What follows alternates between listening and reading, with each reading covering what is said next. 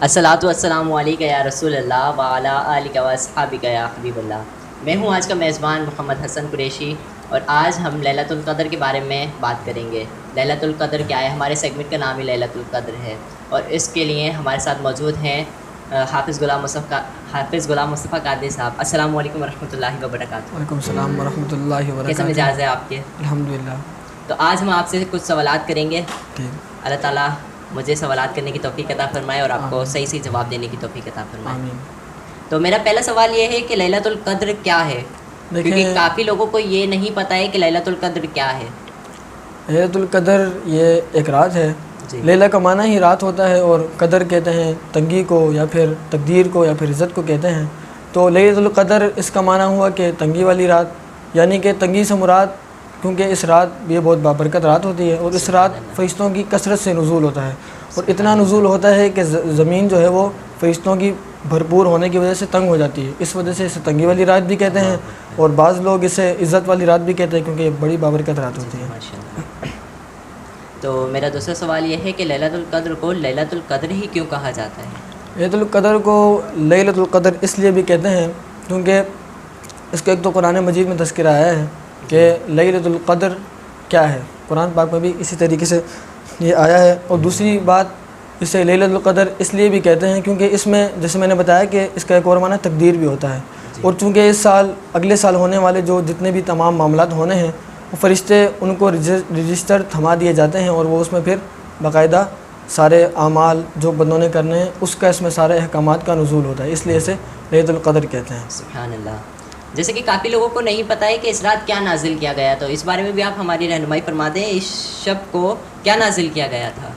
اس شب کو کیوں نازل کیا گیا؟ جی۔ اس شب کو اس لیے بھی نازل کیا گیا ہے کیونکہ رسول پاک صلی اللہ تعالی وسلم نے ایک مرتبہ اپنے صحابہ کرام کے سامنے حضرت شمعون رضی اللہ تعالی عنہ، یہ پچھلی امت کے نبی گزرے ہیں، ان کا معمول یہ تھا کہ یہ پورا دن جہاد فرمایا کرتے تھے، کافروں سے جہاد کیا کرتے تھے، اور پھر یہ رات میں باوجود تھکان کے یہ پوری رات عبادات کیا کرتے تھے، اللہ کی بارگاہ میں کھڑے ہوئے کرتے تھے۔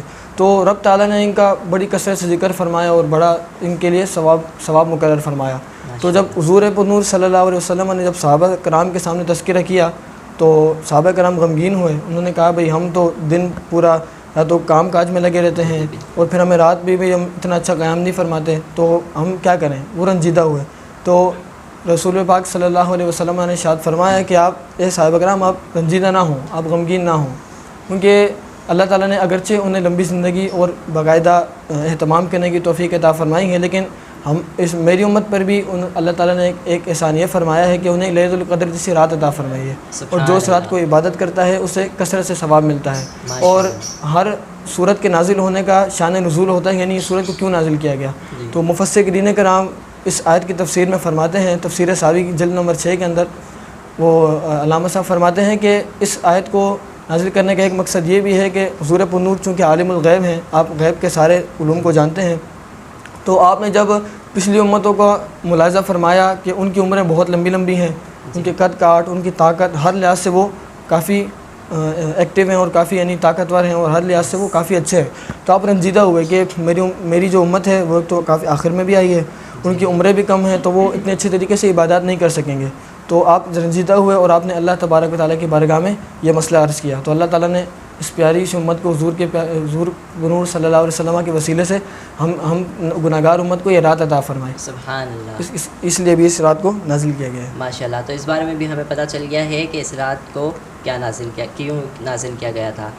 اب علامات شب قدر کے بارے میں کچھ ہماری رہنمائی فرما دیں آپ۔ دیکھیں، شب قدر کی علامات میں سے ایک یہ بھی ہے کہ شب قدر جب نازل ہوتی ہے، شب قدر کو جب کوئی پا لیتا ہے تو اس رات کو یا اس دن کو نا بالکل گرمی نہیں ہوتی، اور یعنی بالکل سردی بھی نہیں ہوتی، یعنی جو موسم ہوتا ہے وہ بالکل معتدل ہوتا ہے، اور اسی کے ساتھ ساتھ اس رات جو ہے وہ بہت زیادہ خیر و برکت کا نزول بھی ہوتا ہے، اور اس رات میں جو سمندر ہے، سمندر کا پانی بھی میٹھا ہو جاتا ہے۔ سبحان اللہ۔ یہ بات اکثر لوگوں کو نہیں پتہ، لیکن اس رات کو سمندر بھی میٹھا ہو جاتا ہے۔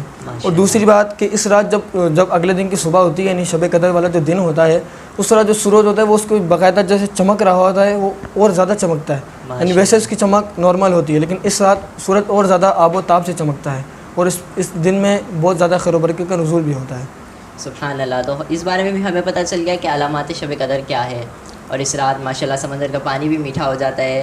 تو آگے بڑھتے ہیں ہم کہ شب قدر پوشیدہ کیوں رکھی گئی؟ دیکھیں شب قدر جو ہے ایک بہت بابرکت رات ہے جی. اور اس رات کو تلاش کرنے کا ایک مقصد وہ مفسرین کرام یہ بھی فرماتے ہیں چونکہ یہ جو شب قدر ہوتی ہے اولیاء کرام جو ہیں وہ تو اسے آسانی سے پا لیتے ہیں، لیکن اب جو گناہگار بندہ ہے چونکہ ہم گناہگاروں کے لیے یہ رات رکھی گئی ہے تو اس رات کو پوشیدہ رکھنے کا مقصد یہ بھی ہے تاکہ لوگ اسے تلاش کریں. اب رات ہے، رات کو تلاش کس طرح کیا جائے گا؟ وہ پھر عبادات کے ذریعے کیا جائے گا. اب بندے کو پتہ نہیں ہے، اب ایک بندے کو ایک چیز پتہ ہے کہ یہ مجھے فلاں ٹائم پر چیز مل جائے گی تو اس کے لیے کوئی باقاعدہ اہتمام نہیں کرتا، کوئی تیاری نہیں کرتا، وہ اس وقت پہ جا کے اپنی چیز وصول کر لیتا ہے. لیکن اس رات کو جب پوشیدہ رکھا گیا تو اس رات میں پھر ہوتا ہی ہوں کہ جو گناہگار لوگ ہیں وہ ڈیلی اس پہ پریکٹس کرتے ہیں، راتوں کو جاگتے ہیں، دن میں روزہ کثرت سے رکھتے ہیں، اللہ تعالیٰ کے ذکر میں اضافہ کر دیتے ہیں. تو جو گناہگاروں کے لیے اس میں ایک یہ پلس پوائنٹ ہے کہ وہ اس کو تلاش کریں اور زیادہ سے زیادہ عبادات کریں، اس لیے اس رات کو پوشیدہ رکھا گیا ہے. تو اس بارے میں بھی ہماری رہنمائی ہو چکی ہے کہ شب قدر کو پوشیدہ کیوں رکھا گیا تھا. آگے بڑھتے ہیں ہم، اس رات کو عبادت کرنے والے کو کتنا ثواب ملتا ہے، اس بارے میں کچھ فرما دیجیے. اس رات ویسے تو یہ پوری رات ہی بڑی بابرکت ہے اور اس رات میں قرآن مجید میں اللہ تبارک و تعالیٰ نے باقاعدہ اس صورت کی شان میں یہ پوری صورت نازل فرمائی ہے. اس صورت میں اللہ تعالیٰ فرماتا ہے کہ لیلۃ القدر خیر من الف شہر، یعنی جو لیلۃ القدر ہے، شب قدر کی جو رات ہے وہ 1000 مہینوں سے افضل ہے. 1000 مہینوں سے افضل کس طرح؟ یعنی جو شخص اس رات کو پالے اور اس رات کو اچھی طرح اعمال کرے، اللہ کو راضی کرے، اسے 1000 مہینوں کا ثواب ملتا ہے. 1000 مہینے کو اگر آپ ڈیوائڈ کریں تو اس کا مطلب ہوتا ہے کہ آپ 83 سال اور 4 مہینے کی آپ کو عبادت کا ثواب ملتا ہے. تو آگے بڑھتے ہیں ہم اپنے سوال کے لیے. ہمیں اس بارے میں پتہ چل چکا ہے کہ اس رات کی عبادت کرنے والے کو کتنا ثواب ملتا ہے. اب ہمارا اگلا سوال یہ ہوگا آپ سے کہ اس رات کو کیا فضیلت حاصل ہے، اس بارے میں کچھ ہمیں ارشاد فرمائیں. دیکھیں اس رات کو کافی ساری فضائل حاصل ہیں، جس طرح کہ یہ وہ واحد رات ہے کہ جس کا قرآن مجید میں خود اللہ تبارک و تعالیٰ نے باقاعدہ نام کے ساتھ تذکرہ کیا گیا ہے. اور اسی رات کو مکمل قرآن مجید نازل ہوا اور رسول کریم صلی اللہ علیہ وسلم کے قلب اطہر پر یہ تقریباً 23 سال کے مکمل عرصے کے اندر بتدریج یعنی آہستہ آہستہ حضور کے قلب اطہر پر نازل ہوا. اور اسی رات لوح محفوظ سے آسمان دنیا پر یعنی جو ہماری دنیا ہے اس دنیا پر قرآن مجید کا نزول ہوا. سبحان اللہ. اس بارے میں بھی ہماری رہنمائی ہو چکی ہے. اب ہم اگلے سوال کی طرف بڑھتے ہیں. اگلا سوال میرا آپ سے یہ ہے کہ فرشتوں والی رات کیا روایت اس کے بارے میں ملتی ہے ہمیں؟ جیسا کہ میں نے ابھی تذکرہ کیا کہ اس رات میں فرشتے بھی نازل ہوتے ہیں، تو اس رات میں ایک خاصیت یہ بھی ہے، اس رات کو یہ بھی فضیلت حاصل ہے کہ جب آپ یہ رات جب آتی ہے تو اس رات کو کثرت سے فرشتوں کا نزول ہوتا ہے، جیسا کہ میں نے بھی بتایا. تو اس میں یہ ہوتا ہے کہ جو سدرۃ المنتہا یہ آسمان پر یہ فرشتوں کی مسجد بھی کہلاتی ہے. تو اس فرشتوں کے سردار حضرت جبرائیل امین رضی اللہ تعالیٰ عنہ یہ مکمل فرشتوں کی جماعت کے ساتھ باقاعدہ ایک بڑے لشکر سمیت یہ زمین پر تشریف لاتے ہیں اور باقاعدہ یہ ان کے ہاتھ میں 4 جھنڈے ہوتے ہیں. ایک جھنڈا وہ ہوتا ہے وہ آپ خانہ کعبہ اللہ شریف کے اوپر ایک گاڑتے ہیں ایک جھنڈا، دوسرے جھنڈے کو آپ مدینہ المنورہ میں گاڑتے ہیں، تیسرا جھنڈا تو ہوتا ہے وہ ہمارا بیت المقدس، تیسرے جھنڈے کو وہاں گاڑتے ہیں، اور چوتھا جھنڈا وہ آپ کے ہاتھ مبارک میں ہوتا ہے جسے آپ لہراتے ہوئے تمام مسلمانوں کے گھروں پر جاتے ہیں اور انہیں خیر و برکت کا، سلامتی کا وہ آپ پیغام دیتے ہیں. سبحان اللہ. تو اس بارے میں بھی ہمیں پتہ چل چکا ہے کہ کیا روایت ملتی ہے فرشتوں والی رات سے. اب میں ایک بہت ہی کٹھن سوال کرنے والا ہوں کہ اس رات بھی کچھ ایسے لوگ ہوتے ہیں جو لیلۃ القدر نہیں حاصل کر پاتے، کچھ بد نصیب کہہ لیں انہیں، کچھ بھی کہہ لیں کہ وہ لوگ اس رات بھی محروم رہتے ہیں اس رات سے. تو اس بارے میں بتائیے کہ کون سے ایسے گھر ہوتے ہیں جو اس رات کی فضیلت سے محروم رہتے ہیں؟ بالکل ایسا ہی ہے کہ اتنی بابرکت رات ہونے کے باوجود بھی کچھ ایسے بد نصیب لوگ ہوں گے، یقیناً وہ بد نصیب ہی ہیں.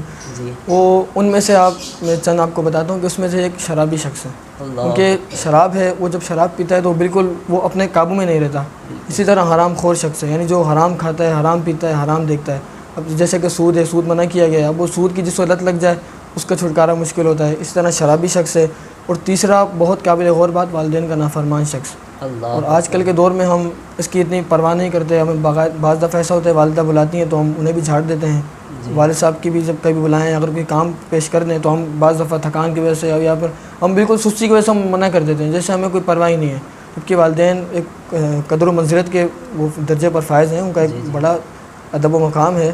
اسی طرح آپ لے لیں اس شخص کو جو آپس میں جھگڑتے ہیں.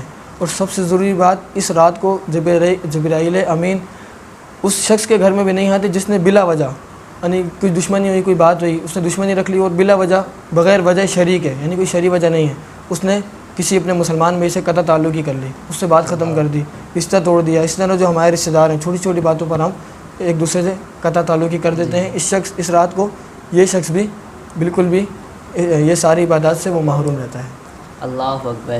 تو ناظرین کرام، ہمیں اس بات سے یہ پتہ چلتا ہے کہ اس رات بھی کچھ ایسے لوگ ہوتے ہیں جو اس رات کی فضیلت سے محروم رہتے ہیں. جیسے کہ حافظ غلام مصطفیٰ قادری صاحب نے بتایا ہمیں کہ کچھ ایسے لوگ ہوتے ہیں جو محروم رہتے ہیں، جیسے کہ شرابی، سود کا عادی اور ماں باپ کا نافرمان، رشتہ داروں سے بلا وجہ قطع تعلق کرنے والے لوگ. تو ہمیں چاہیے کہ ہم ماں باپ کے فرما بردار بنیں اور یہ جتنے بھی حرام کام ہیں ان سب سے پرہیز کریں. اللہ تعالی ہم سب کو عمل کرنے کی توفیق عطا فرمائے. آمین.